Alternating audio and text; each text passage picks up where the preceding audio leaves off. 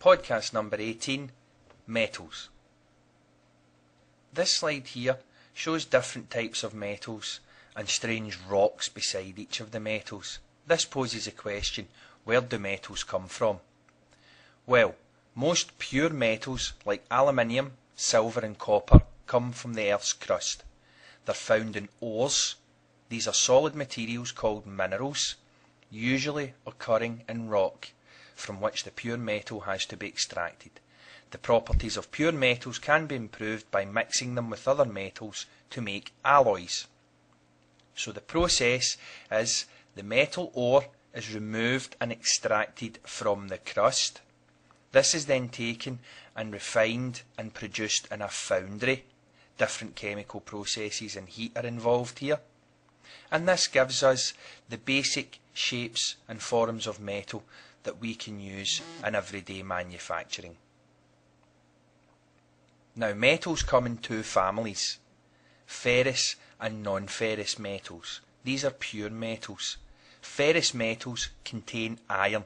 Fe is the chemical symbol for iron in the periodic table. Ferrous metals will rust in contact with air and water. They're usually painted to protect them from this, and they tend to be magnetic and respond to a magnet test. Mild steel, carbon steel and cast iron are all examples of ferrous metals. Non-ferrous metals do not contain iron. They're more resistant to rust. They don't always need to be protected from the elements, and they don't respond to a magnet test due to the lack of iron. Copper, aluminium, tin and lead are all examples of non-ferrous metals. Now, although ferrous and non-ferrous metals are the top of the family, there are another combination of metals that are called alloys.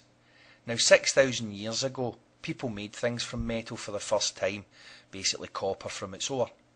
They then learned how to make a harder alloy, bronze, by adding and mixing tin to the copper.